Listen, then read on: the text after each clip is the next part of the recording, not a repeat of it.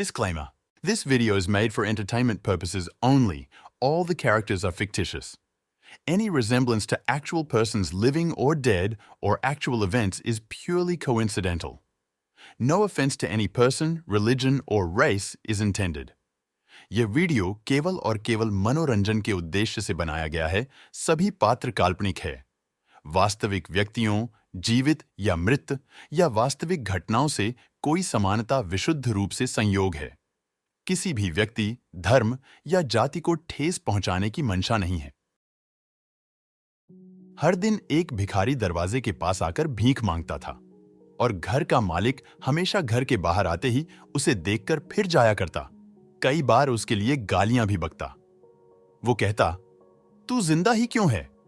पूरी जिंदगी ऐसे ही भीख मांगेगा क्या? धरती का बोझ क्यों बना बैठा है? और कभी-कभी उस भिखारी को गुस्से में वह धक्का भी मार दिया करता। इतना कुछ हो जाने के बावजूद भिखारी के मुंह से सिर्फ यही निकलता कि भगवान भगवान तुम्हारे पापों को माफ करे। एक बार सेठ को धंधे में बड़ा नुकसान होने की खबर मिली। सेठ बहुत परेशान था कि तभी उसके दरवाजे पर वही भिखारी आया। गुस्से में अपना आपा खोते हुए सेठ ने उस भिखारी को पत्थर दे मारा। पत्थर लगने के कारण भिखारी का सर फूट गया और उसके सर से खून बहने लगा। फिर भी दर्द से कराहते हुए भिखारी ने इतना ही कहा, भगवान तुम्हारे पापों को माफ करे। भिखारी वहां से चला गया। सेठ सोच में पड़ गया। भिखारी को पत्थर मारा, फिर भी उसने सिर्फ प्रार्थना की। सेठ का गुस्सा शांत हुआ। सेठ का मन शांत हुआ भिखारी का रहस्य जानने के लिए। सेठ ने भिखारी का पीछा करना शुरू कर दिया। भिखारी जहां जहां जाता सेठ उसके पीछे जाता। सेठ ने देखा कि कोई उसको खाना देता, कोई उसको मारता, कोई अपमानित करता तो कोई गाली देता। लोग भिखारी के साथ चाहे जैसा व्यवहार करते, लेकिन भिखारी सबके लिए एक ही प्रार्थना करता, भगवान तुम्हारे पाप माफ करें। अब रात होने को आई थी। भिखारी अपने घर जाने के लिए लौटा।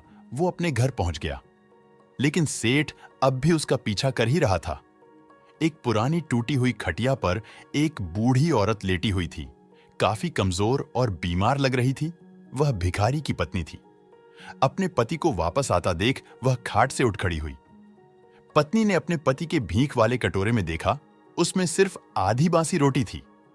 उसे देखकर वह बोली, आज बस इतना ही मिला? और हां, आपके सिर से खून निकल रहा है, ये चोट कैसे लगी? बूढ़ा भिखारी बोला, आज बस इतना ही मिला, किसी ने कुछ दिया ही नहीं।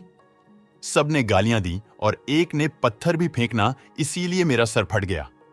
एक गहरी ठंडी सांस लेकर बूढ़ा भिखारी फिर से बोला, यह मेरे ही पापों का फल है। तुम्हें याद है कुछ सालों पहले हम कितने अमीर थे? क्या कुछ नहीं था हमारे पास? हमारे पास हर चीज जरूरत से ज्यादा थी, लेकिन हमने कभी दान नहीं किया। और उससे भी बुरा हमने उस अंधे भिखारी के साथ किया जो हमारे द्वार पर भीख मांगने आया करता था। बूढ़ी पत्नी की आंखों में आंसू आ गए। वह बोली, हां, हम उस बेचारे अंधे के साथ बहुत बुरा करते थे। उसका अपमान करते थे। उसे खाने के लिए रोटी की जगह कागज दिया करते। उसका मजाक उड़ाया करते और कभी-कभी मारा भी करते। मैंने कभी उसको रास्ता नहीं दिखाए। एक बार मैंने उसके मुंह पर मिट्टी भी फेंकी थी और वह हमेशा दुखी होकर यही कहता कि भगवान तुम्हें तुम्हारे किए की सजा देगा। भगवान तुम्हारे पापों की सजा जरूर देगा। उसका श्राप सच हुआ और हम इस दुख भरी जिंदगी में आ गए। भिखारी बोला, हां, उसका श्राप सच हुआ, इसीलिए मैं किसी को बद्दुआ नहीं देता। चाहे कोई मेरे साथ कैसा भी बर्ताव करे, मैं हमेशा उसके लिए प्रार्थना करता हूं। मैं नहीं चाहता कि कोई भी हमारे जैसे जिंदगी का अनुभव करें, किसी को भी हमारे जैसे दुखों का सामना करना पड़े। वो नहीं जानते कि वह कितना बड़ा पाप कर रहे हैं, इसलिए अनजाने में हुए पाप की ऐसी सजा किसी को भी मिले, मैं नहीं चाहता। सेठ वहीं पर छुपकर यह सारी बातें सुन रहा था। अब उसे सब कुछ समझ में आ गया था। भिखारी और उसकी पत्नी ने वह आधी रोटी मिल बांट कर खाएं और भगवान को धन्यवाद बोलकर सो गए। अगले दिन बूढ़ा भिखारी फिर से भीख मांगने गया।